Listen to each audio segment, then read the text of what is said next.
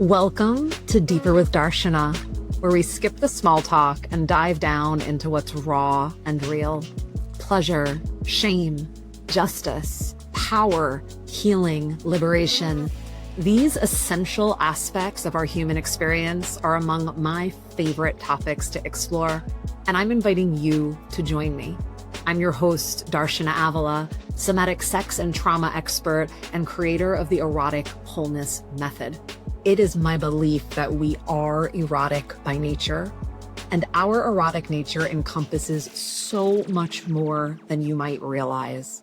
Come along as I drop into curious conversations with other passionate pros and sensual seekers, and occasionally share musings of my own. Bring your curiosity, your sacred, messy, beautiful humanity, and all the parts of yourself. And let's go deeper together. My loves, you are in for a treat with today's episode. I am in conversation with the gorgeous visionaries behind the Sex Reimagined podcast, Leah Piper and Dr. Willow Brown. They are modern day pleasure ambassadors who have guided thousands through the labyrinth of desire, intimacy, and sexual awakening. Each of them is bringing such a unique and valuable perspective that blends together ancient wisdom, modern science, and lived experience that has made Sex Reimagined not only a podcast, but a portal to sexual sovereignty. And our conversation is all about, what do we do when the past shows up in the present, when we get triggered during intimacy? And look, it happens to the best of us. It's happened to me. You're going to hear me talk about some of my own direct experiences and so much wisdom from the two of them. We talk about how to be okay with not being okay, how to take the shame out of being triggered, avoiding trigger ping pong. You know what can happen when you get activated and then your partner gets activated because you feel wrong and they feel wrong, and it just can go so crazy. And we are going to talk about the big fucking deal, which is to say boundaries, fears, desires, BFD, how having a conversation about those can actually be such an important way to de-escalate before you've even escalated. So listen in, enjoy, and I hope you will go ahead and share this, subscribe, give a comment when you get to the other side, because I know you're going to love it. Thanks for being here with Deeper in Darshana, and here's the episode. Welcome back to Deeper with Darshana, and I am so excited to be here today with Willow and Leah from the Sex Reimagined podcast. I'm so thrilled. Welcome, welcome. Thank you. And so our conversation today is going to center around what goes on, what do we do when triggers arise in intimacy? But before we dive into that, I'd love to just hear a little from each of you about how you came to this being your area of expertise and your respective journeys in this wild, wide world of sexuality. Yeah.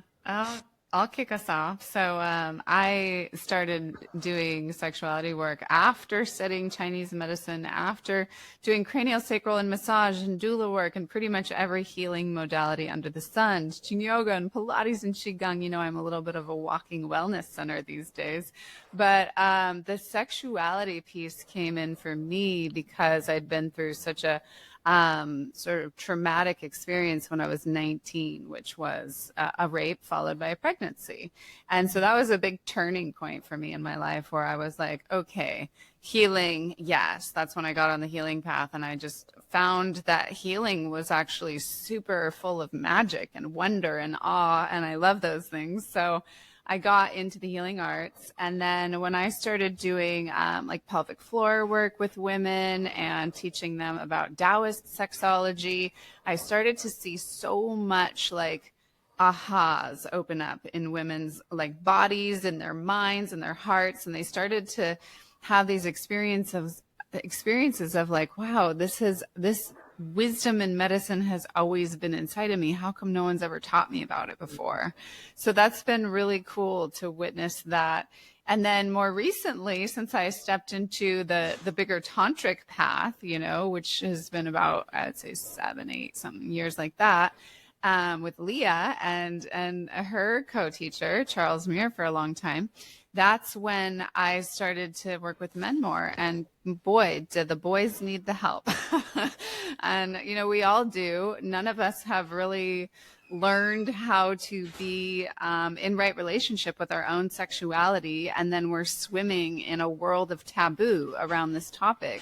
Meanwhile, it is the foundation of our health. When you look through the lens of Chinese medicine, this is the root. This is the core. Like if we have these parts of our bodies intact, not just our genitals, but glands in our bodies and all these different areas in our bodies, then we have a deeper sense of confidence. We have a deeper sense of inner wisdom and self-knowing and following our intuition. And we don't have as many injuries, whether that's physical injuries or emotional injuries or psychological traumas. So we get to really repattern ourselves and stop going through the patterns of protection that keep us stuck in life when we open up root chakra, second chakra. The Walking Wellness Center has spoken. Thank you. Yeah, no, really. I mean, there's so many gems in your sharing of your journey in that brief form alone. And I'm going to pause because I want to hear how Leah got here too. And then we get to really dive in. Great. Well, Jesus, it could be a long story. I'll try to keep it brief. Grew up in a really religious culture, born again Christians, Pentecostal religion, then got baptized into Catholicism at 10 years old. So I had like this really big spectrum of religiosity and the conditioned response of how I was supposed to hold sex in my body.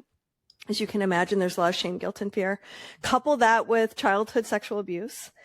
But then this other really strong inner knowing, like gut feeling that opposed all the shame, guilt, and fear and trauma, which said there's got to be something more to sex. And I know you're going to love it. And like following that thread, and that thread got teased apart when I was a senior in high school and I read the book Tantra, The Art of Conscious Loving. And it started to reveal to me as I was healing from like being in love for the first time and having a broken heart. And here's this book and this really inappropriately older boy who was wonderful, but you know, complicated. So like the heart is crushed and shattered. And I'm reading this book and I'm connecting the dots that I wanted to place all this responsibility, like you're the one. It's because of you I felt this way. When in fact, I realized after reading the book that it wasn't the gifts and the responsibility wasn't because of him. It was that he pointed out something that existed in me. Yes. That I got to cultivate and that I could then be empowered to share with any person who I chose to give that gift to. And so that sort of opened all the chambers. But what I wasn't expecting was having to confront the debilitating impact of the childhood trauma and how that would stop me from really feeling sexually liberated in the way that my soul was so deeply craving. So that was a hard confrontation to go, oh, wow, now here's these other layers. Here I got a taste of the freedom, but now I have to wrestle with all these shadows that make me really afraid to love at the core of it. And so then the next decade and a half was unfolding all of that and making love to it instead of making more to it. Wow. Beautiful. And I'm still back on the, like, I can't believe you found your way to a tantric book as a teenager. Like I imagine like myself, you know, for me, it was late 20s, early 30s when that started to first come in. And I often find myself saying, like, if only we got exposed and educated and initiated to these things, you know, when it was more the like ideal developmental stage of life. Never too late. Anybody listening, it's never, ever, ever too late. I'm sure all three of us would agree with that. And what a special, and I'm also hearing complicated in its way, rite of passage to go through. Yeah, I think the unique thing of finding it at a young age that makes it maybe a little more complicated than most of the students in my classes who are coming in at mid-age, usually because that's when they, like, life settles enough at mid-age where you've got the money and the resources and the babysitters, or the kids are old enough to finally go seeking the answer to the question, there's got to be something more to sex. When you're younger in these environments, at least it was during my time, I think these classrooms are now have a lot more younger people in it. But one of the things I had to, like, by the time I got into my 30s, I had to really take a look at differently was I kept on looking at all these older, wiser, amazing people and trying them on instead of really figuring out how to cultivate my own personal truth. I was trying on everyone else's truth to sort out, is this what's right for me? Is this what's right for me? And maybe that's just a natural thing that happens to us when we're young as we're sorting out who we are. But it took a little bit to untangle that, of trying on enough people's values, lifestyles, ideas before I could settle on what was right for me. That makes so much sense. I mean, I think we are, we're social creatures. We learn ourselves in relationships. So I think that does, it tracks that you would do that. And I can imagine the frustration and like not that comparing to others is ever going to be a winning game circumstance, but particularly there when there's like a big age and gap in like the chapter of life that you're in. Yeah. Different priorities, different desires. Yeah, different relationship styles. The things you're kind of with the full menu between non-monogamy, polyamory, and monogamy, and all these ways of sexually relating to people, sorting out, finding the landmines of disaster as you experiment to figure out what works and what doesn't. And that's a great segue, because it's my experience that whatever your relationship style, whatever path up the mountain you choose, so to speak, our trauma comes with us, our triggers go with us wherever we go. And so now I'm aware, like, here we are having conversation with each of you having had sexual assault and abuse in part of your history.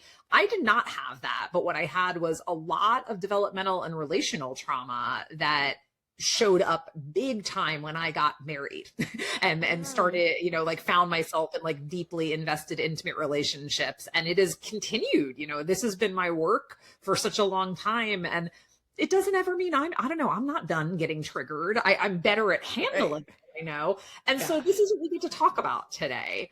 And so I want to invite, like, what's actually going on in our nervous systems, in our being. Like, can you walk us through what happens when we find ourselves in a dynamic that we're consenting to, that we want, like we're showing up with our yes, and even still we get flooded, we get dissociated, we get fill in the blank here with whatever our threat response is. Like, what's going on there? And whoever wants to jump in, or I'd love to hear each of your voices. Yeah, I think that what happens is we hold so much of our traumas, whether they're physical or psychological, in our tissues. So if we don't take the time to kind of clear the soma, the cellular body, of these old experiences, then we might be all hot and heavy and into a thing that we're like, yes, yes, yes, I'm fully here. And then all of a sudden, some place on the body gets touched a certain way, or a smell hits your nose a certain way, right? We have all of these senses that can trigger memories of the past. And so in those moments, I've seen people, go into freeze or go into flight, or just continue on, but you can tell they're not really in their bodies anymore. So some kind of, disassociation with their bodies. And it's, when you're really attuned to somebody, which means being really attuned to yourself, it can be pretty easy to read. But I feel like so many people in the world are just trying to get what they're trying to get out of the experience, and not so much in the presence of what's possible when we actually do slow down enough to attune. And then we can actually, even if we don't have a lot of training or skill, just pause long enough for that person's nervous system to catch up, to go through whatever it needs to go through, and then catch back up to the moment of, I'm a yes to this, so it can actually open up these portals of healing if we pause long enough.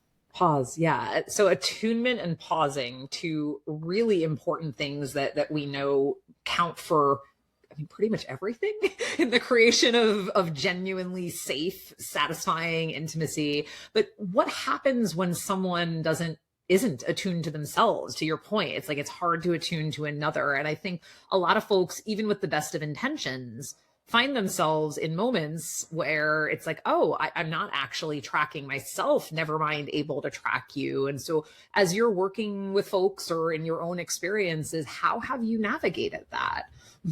Yeah, I remember there's a time as I was starting down sort of this sexual healing path that I made this commitment to myself that I was never going to re-traumatize myself, that I was going to stay awake and conscious during sexual experiences. And I felt like there was like a split part of me. There was like this horny, wild woman that like wanted to take her power and have a great time and was liberated and modern and like all these shiny things that she really wanted to claim for herself. And then there was this other really wounded, insecure and confused part of my sexual psyche. And the two of them like didn't always know how to play together. And so one of the things that was so helpful when I became aware of like that there was an unconscious part that was, and then there was this like really wild part that would just override the signals of the part that was scared. And so understanding that there's nothing broken. There's nothing wrong. In fact, as you start to notice these signals and you're aware that you're becoming flooded, you're noticing that you disassociate. You're starting to remember sexual experiences that didn't leave you empowered, but made you feel regretful or ashamed or bad, whatever the icky feels are, is you start to kind of collect yourself and go, oh, wow, something's waking up in me. Something very intelligent is present here. And the initial response is to judge it. Oh my God, you're so broken. You're such a mess. Why can't you just have a good time? You know, why do you always have to make such a big problem? Or your partner's so frustrated with you and you start to go into like this identification that there's something wrong with you. Yeah. Instead of realizing, no, there's something very right with you and you're actually waking up to a new coherence. And this is something to be excited about and curious about and to be hungry for. And it's crunchy. It's not always comfortable. But like the first step, I think, is what I try to recommend to people. It's just take another breath. Yeah. Just like one more breath. See if you can soften your heart, come into stillness, open your eyes, sort out what's the room I'm in? What are the things I can see? Start to calm and regulate and allow your system to shift and find presence. And how I would define presence is stay in the moment. Yeah. Just stay in the moment right here with yourself and whoever you're with. Yeah. I want to add one more piece to presence because I was just at a women's weekend away. It was so nourishing and regenerating. And we were talking about what is presence for everyone. And one of the things that we kind of distilled down is it's being in union with something, right? Whether you're present with your breath, your own breath, it's like you're in intimacy with that breath or another person. And so, I think it's nice for each individual to even define what presence means for them, because I feel like it's a word that we say so often, like the word abundant or the word manifest, that it gets easily glossed over.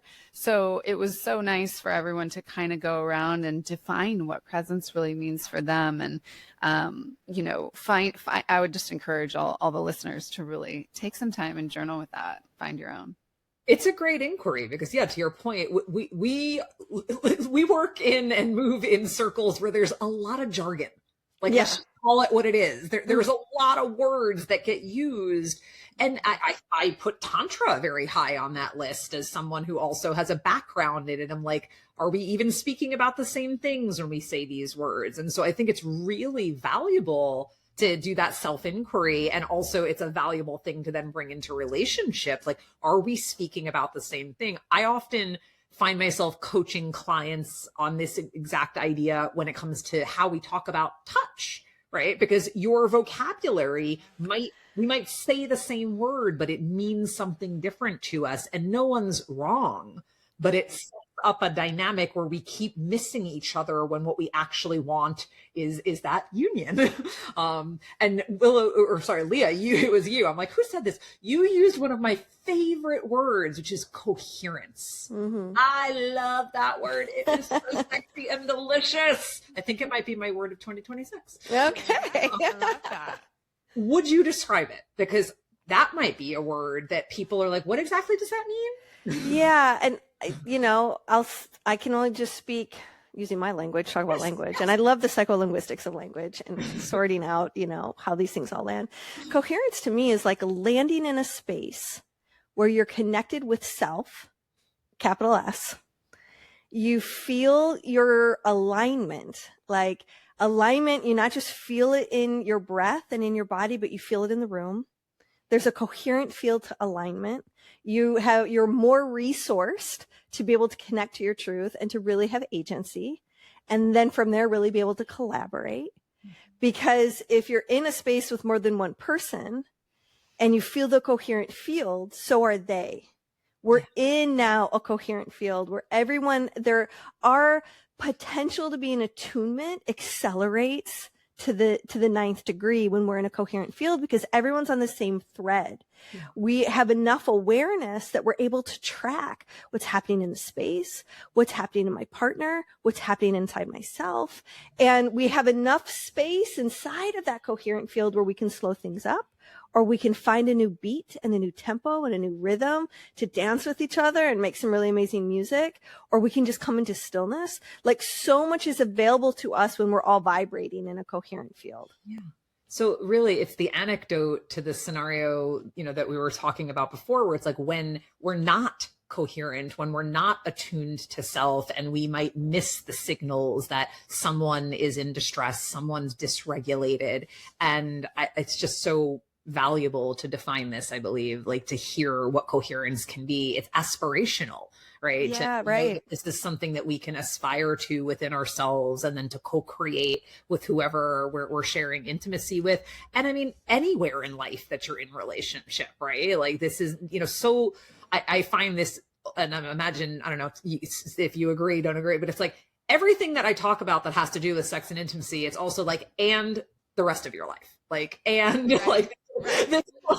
This applies 17,000 other places. Yeah, right. And the roots and all of the branches are gonna, you know, do so much better when you have. Which is back to what you shared, you know, about how Chinese medicine holds it, which I found that a really interesting tidbit, and I feel like I could go down so many tangents right now.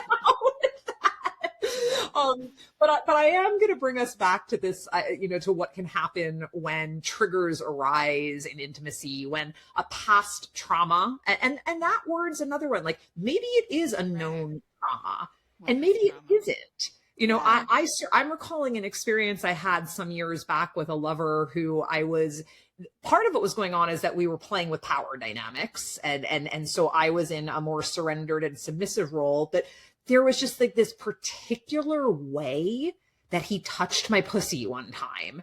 And I literally, like, my legs slammed shut.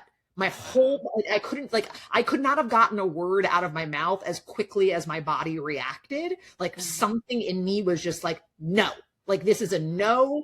And I really didn't know what it was related to, but I trusted that my body was responding with wisdom, as was mentioned earlier, that there was an intelligence here pointing to something that needs care and moreover is ready to be paid attention to. So I'm curious, like, I think I just described something that's a more obvious trigger, right? Like that there was no denying that I was activated. Sometimes it's not as obvious. So what are situations where people may not even know for themselves that they're in a trauma response, or that there's a trigger or an activation? Because I think a lot of us are very accustomed to overriding that. Like, I'd love to hear you just describe some of the things that you're aware of.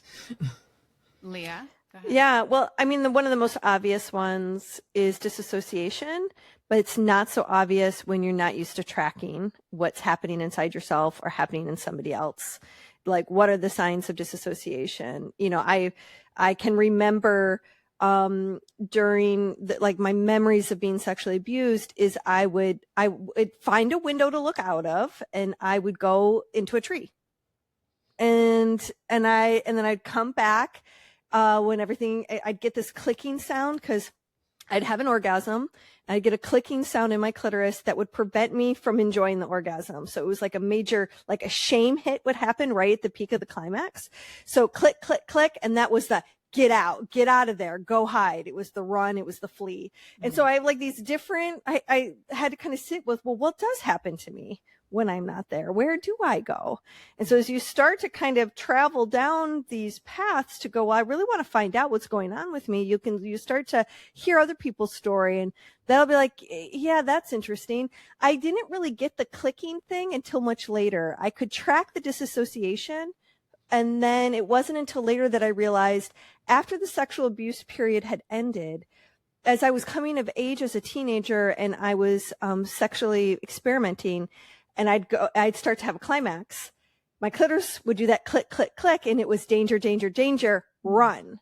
And so I would cut short all sexual experiences as soon as I got that clicking, and just leave that person like no conversation, no pillow talk. There was nothing. I just ran, and had no idea until I was older and was starting to become more trauma informed that those were all symptoms of my body getting safe. It was taking me out of pain and helping me survive, experiences that weren't consensual. And then later, though, what really got confusing is when it was consensual, and my body was starting to react. So as I became more aware, what was really lovely is that organically the clicking just stopped. So I was able to relax into the pleasure because I was more aware for the pleasure. I had less shame or fear because no longer did I have like a dad or an older brother worrying about me. I didn't have to, I got through high school without getting pregnant. So like some of the high risk stuff started to settle down in my nervous system. And then I was able to have richer sexual experiences because threat became more of a distance. And so that gave me the wherewithal to start to look at things because I had more distance from what felt like high risk experiences. So those are just like a couple little things that can kind of happen in the body. And I'm sure I've got more to say, but I like the clicking. Was that actually like a sonic thing that you could hear it? Was it a sensation in your body? Because that's a great question to know that like these things might show up in a lot of different ways. So, like you might hear something, you might feel something, you might leave and go up into that tree or whatever your place is. You might actually believe you're having a grand old time, but be completely disconnected from your body. So there's a lot of different ways that this can happen. Yeah, I would say it was more sensation. I could feel the click, click. It was like a contraction, but I think I could hear it too, or at least my mind made up a sound that felt like a click to match the sensation. So it did feel like it was hand in hand. But since you said that, another phenomenon happened, and I was having a sexual healing experience. We were doing things with the root chakra. So there was some anal penetration, which really scared me. I always had this really crazy fear of any ass play. Didn't really understand why. I just know when anyone came near my ass, I got pissed. Yeah. And I wanted to like kick someone in the gut. Like there was almost like I wanted to fight response. There you go. That's clear. That's very clear. And so I'm having this experience. I'm saying yes because I really believed in the power of clearing that chakra. And I didn't get the visual, but my partner did. And they said, do popsicle sticks mean anything to you? And then the memory came back. So they got the visual popsicle sticks. It wasn't until they presented that to me that I got the memory. Those twin pops that, you split with your sibling or whatever, frozen pops you get as a kid. Totally. So I was in this ice cream truck now. Yeah. So, and I hope this isn't too, you can cut this if this is too graphic for your audience, but, I was surrounded by a group of little boys. I was just a little girl. We were in this little play hut on a playground, and they were taking turns sticking these little popsicle sticks up my rectum. Now I'm floated on top of the playhouse. I'm not really in my body. I'm watching this happen. Yeah. but it finally was like the dots got connected of why I was so resistant of anyone touching me down there. It was like, oh, because I was frozen, not in my body, surrounded by little boys. Everyone's experimenting, but Leah's not home. And so when that came back, it was like, I got even more fortified. I got even more connected to my desire to find wholeness in this part of my body, to find pleasure in this part of my body, to move through the fear and the terror and the anger and the rage and the pain and the discomfort that this part of my body always represented. It was like having that information empowered like the next big epic journey to healing, because now I'm at choice.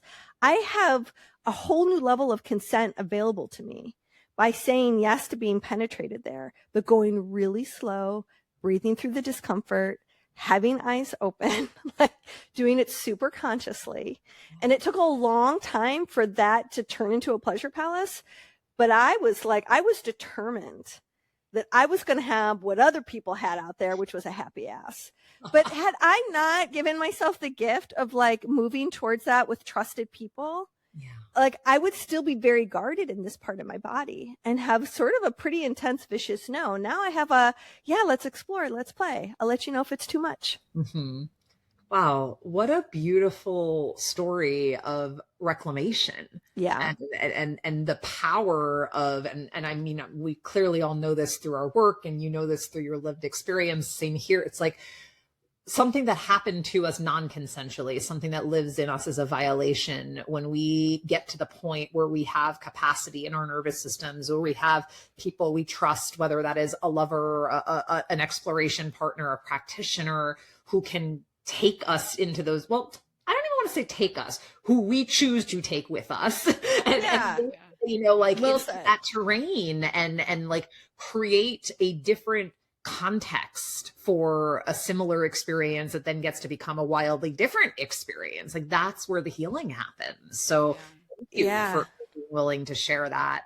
And I also, and this is going to be a little bit of a tangent, but hearing you speak about what happened to you as a little girl with little boys, it's like at a time of so much innocence, where you know, I can't imagine, correct me if I'm wrong, like it probably wasn't malicious. It was curiosity driven. And yet these things can traumatize us. So it's not, you know, like abuse and trauma and violation doesn't always look like violence. It doesn't always look like perpetration. You know, sometimes it's things born of a lot of just innocence that don't feel good because they weren't truly consensual. So I just appreciate you bringing that example in, because there's a lot of wisdom that gets to come through that story. Thank you. Yeah, I'm glad you highlighted that. Yeah. Will, anything you want to add before I bring another question in here? Yeah. So this has kind of come up, and I shared about like my own little snippet of this. Like a lot of times our triggers just, they come up in the middle, right? They come up where we're like mid play, mid love making, mid make out, mid whatever it is.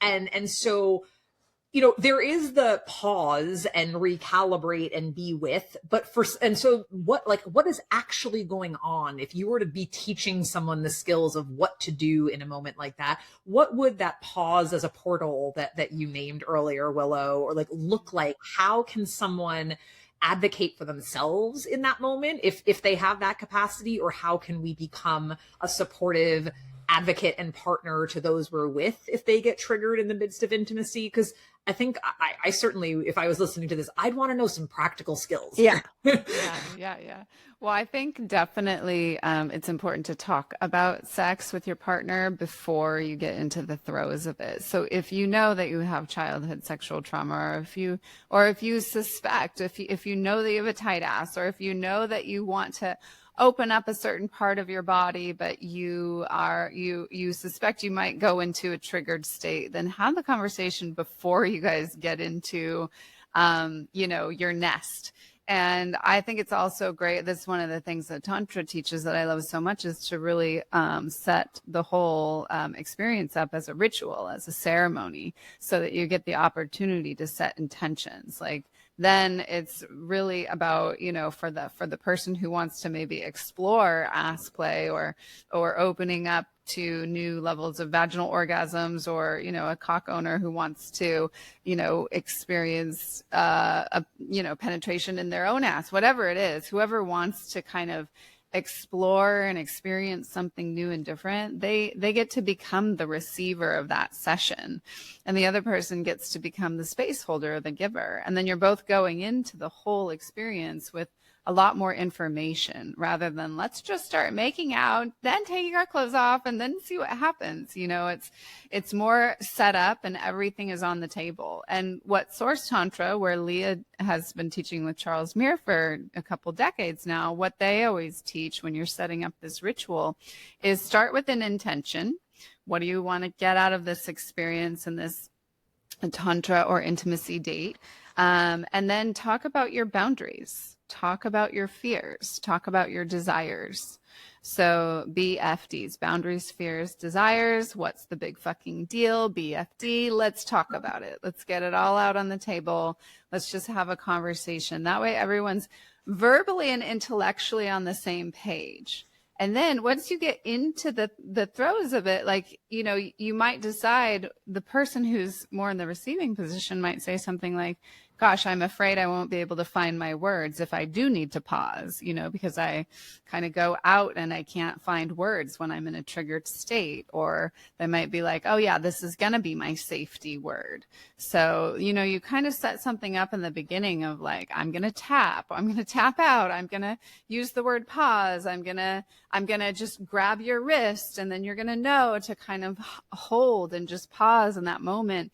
And in that moment, I'm going to breathe, and I'm going to sound, and I'm going to feel into what's actually there, and be present and be in union with what I'm experiencing and what I'm feeling, so that I can move the energy that's stuck in the soma. And then, you know, then something beautiful emerges, because what happens is we're meeting these points of resistance inside of ourselves, physically, psychologically, spiritually, sexually. And on the other side of resistance is this amazing expansion of surrender, because in that space of surrender, you just don't know what's there. So everything is possible in that unknown space. And, you know, I've had these experiences just sitting in meditation, like you don't even have to be in a sexual experience. And so, I think that is how we can really hold the whole, breakthrough, you know, breaking through on our own personal path in a different way. That is so gorgeous. I really love the notion of any intimate encounter has the opportunity to be held and treated as a ritual. And what you described about like that kind of front loading, here's what's going to happen if, that takes a lot of self-awareness. And so if someone has yet to cultivate that for themselves, where do they begin? You know, because what you shared is gorgeous, and not everyone's going to have access to that. So as they're on the journey of cultivating that degree of capacity, like either of you have like some like real beginner pointers so that somebody can find their way onto that path? Yeah, I think you have to orient yourself to some safety and be okay with not being okay.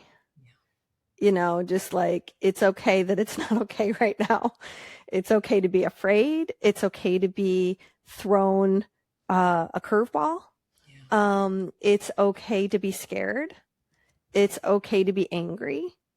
And want to kind of give yourself permission to go, wow, I am in over my head. I feel reactive. You know, then it's okay. What do you need to feel grounded again? And I think what ends up happening oftentimes is our partner is unprepared for a trauma response from somebody, and they get defensive, not realizing that actually ends up escalating the response. So I think we end up kind of going into this downward spiral. I want to interrupt you for a moment, because I feel like that needs more fleshing out. Like, someone getting defensive when you get triggered, like, can we talk about what that might actually look like? Because I know, like, a lot of times it's that the other person feels like they're being made wrong, that they've done wrong, and then their activation comes online, right? Yeah. How can we?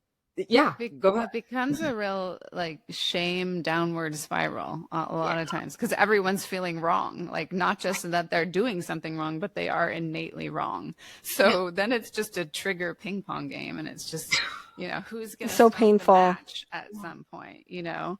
And I think in those instances, the best thing that anyone can do is really just drop into their breath, and somebody has to stop, right? Somebody has to stop the back and forth of the triggering pattern and just take a breath and say, hey, I'm triggered right now. Like, I'm flooded right now. I can't feel, you know, my feet on the ground at this moment. So it's time for a pause. And then that can also be super triggering, right? It's like, well, now you're leaving me, you know, it's like, there can go in so many directions. And so one of the things that Leah and I is really big in our work is understanding how you pattern when you don't feel safe.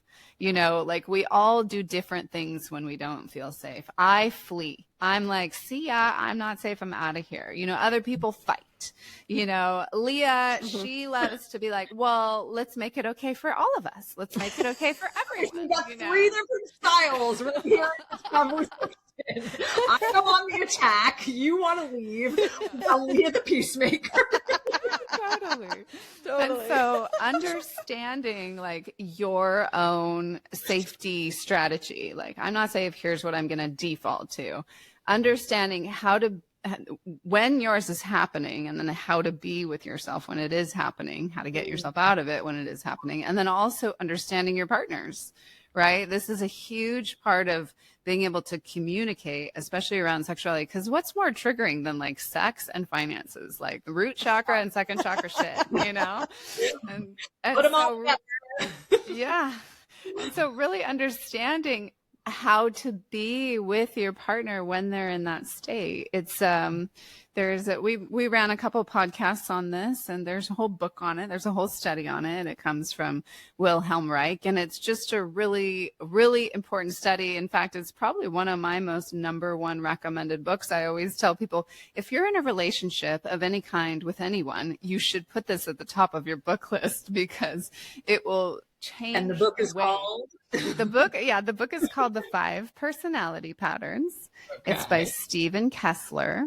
We had him on our show as well. You can find him on Sex Reimagined if you want to just listen to the interview with him. And it's a great book. It's on Audible as well. And so it's really, you know, it's accessible. And I think everyone who we've turned on to it has utilized it and has seen nothing but benefit with it. I feel like it's super powerful and beneficial for those with children, because these are when the patterns begin, is in childhood. So when we know how to, you know, be with a kid who's in that, I'm going to sit over here and hunker down because I don't know what else to do, you know, then it helps that kid so much more find a sense of presence and attunement throughout life. Yeah. I think too, like when someone is first navigating this, and, you know, you're noticing that we keep on finding ourselves in a defensive position, and then sex doesn't go right? It's like we don't get to this point of connection. Everything derails, or it kind of falls apart midway. And we're left feeling bad instead of like united and connected and blissed out. Like we were aiming for this, but we ended up with that, you know, and it's just kind of devastating. Mm-hmm. It's really helpful to kind of go, okay, look, we've had a couple of experiences so far that got derailed. Can we have a system so we can tap out and maybe just figure out a different way of navigating this? Like if I start to feel flooded, if you feel me squeeze your hands really tight, I may not have like use of my words. And so I just need you to like hold me. I need to pause. Or, you know, if I tap you, like if we can just go into stillness and we can kind of recalibrate, so that you have signals that aren't necessarily verbal, that can be tactile. so that you can call yellow or you can call red, you know. The stoplights are a great tool for communication, just to catch your breath and to track and give both of you a little bit of space to not be so reactive to the sensation, to be more present to the sensation, so that you can be there experiencing it together. Because when you're the person that's really wrestling with being flooded, you feel so isolated. And I think the person who's feeling defensive is feeling really rejected. So now we have two people who are feeling isolated, which is like totally defeats the thing that we were starting to do, which was trying to get connected. Right. So those are just little things to start with. Yeah. And they're things that will get built up over time. You know, the more you come to know yourself and your own. And I love the phrase that was used just a little while ago, safety patterns. Because these are patterns that arise because we are trying to create safety for ourselves, no matter how messily and imperfectly it might go, and no matter how much it might actually feel like it's an interruption. It's benevolent in its intention. Like, we're just trying to feel safe, right? Yeah. So the more oh, please go ahead.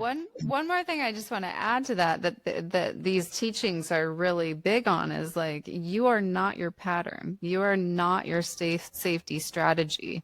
That's just what you default to based on your first experience of trauma in your life and where you were at developmentally. So, you know, I think this is kind of where we get stuck in the shame downward spiral, is like, well, now you're leaving and now I want to fight, but you're not here. You know, it just can go back and forth. And so, and then we think that's who we are. We think, oh, well, they're the one, you just always leave. That's who you are. And I just want to fight. That's who you are. And that's not who we are.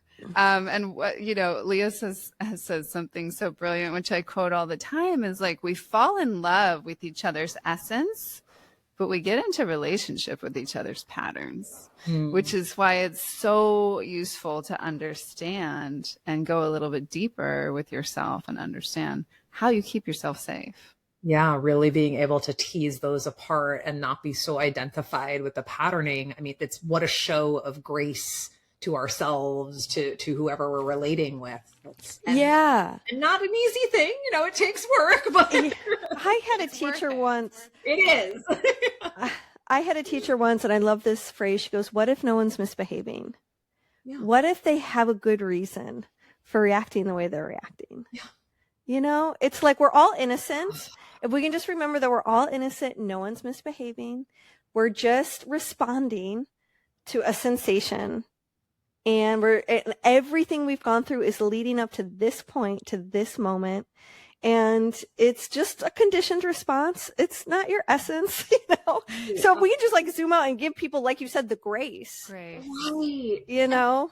Even between the sexes, like, can we give the male species some grace? Can we give the female species some grace and some? Can we remember we're actually the same species? And all the genders. Yeah. Can we just like give everyone some grace and some leeway in their experience? Because this human experience is really a lot, you know, especially this day and age. There's a lot of input and a lot of things coming at us from all different directions. And it's so layered and it can get so entangled that we don't even know where to begin. As you pointed out, Darshana, like, where, if someone's like, yeah, that sounds nice, but I don't have the skills for that to like sit down and talk about, I'm going to tap you or I'm going to squeeze you or I'm going to say pause, you know, like where did they even begin? And I mean, I just feel like sometimes we need external support, you know. Yeah, we need hire one of us or like find a therapist, or, you know, even journaling can feel like external support because like you're kind of chatting with your own self through paper and pen, which is, you know, and also a lot of people these days are using AI to like discover things about themselves. And I think that can be a valid way as well, as long as it stays within some healthy parameters. I'm going to table that for a whole other episode because no, but what I'm hearing, you know, implicit and it's even explicit, like that there is, I'll bring that word back in, a portal a portal of possibility. There is an invitation, a deeper invitation here, like when triggers arise, when the dissociation or the fight energy or whatever it is comes online. Like if we can see beyond that, if we can let go of the wrong making, it really is opening us up to something that really could next level our intimacy, our joy, our pleasure, our satisfaction, our agency. I mean, there's so many ripples that arise when we are available to that. So that's what I'm taking away from this ultimately. Yeah, and I want to just say to like the partners out there who are partnered with someone who has knee-jerk reactions to sometimes sensations that feel like they're coming out of the blue, or they misinterpret your intention or your touch or something, and it kind of feels like all the energy just shifts and you feel blasted by their reaction, let's say. It's just you can't overestimate the power of staying in the presence of love while your person is wrestling with something confusing that's happening in their nervous system. When you don't make them wrong, but you come from a place of generosity and you just do your best to see them and love them as they are, the healing accelerates. It's like so phenomenal. It is so fast. It is so transformative. If you can resist the urge to get defensive or, to get reactive, but you can just stay with them and just be with them as they feel, and it'll probably have a couple layers of feeling. Their system will cycle through that so oftentimes very fast, and they can then regulate. So when you keep your system, regulated, and you're in your own body and you're making an environment that's safe and calm for them, what's happening is they're probably finishing feeling a thread from the past that is up at the surface. So when they don't have to suppress that down again or go through a loathing spiral because something popped up, instead they're met with like a lot of love and compassion. Something can go to rest until the next flare happens. But like that's a part of the repetitive healing process, is that we finish feeling these layers. These flares come and they go, they come and they go. But when they're met with love and presence, they have a chance to settle. And then this evolution occurs and something changes, something fundamentally changes. And then we get to express ourselves with more liberation in the bedroom as a result of having the courage to feel what's inside.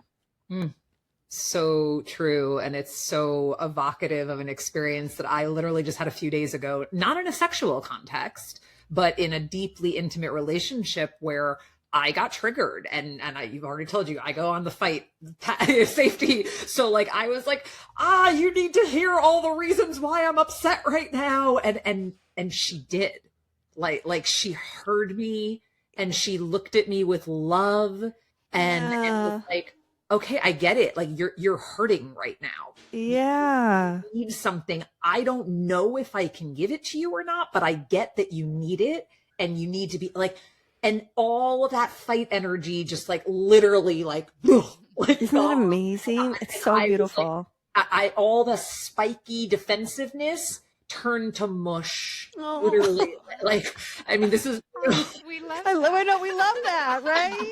That's why we do this work. When us spiky ones get soft.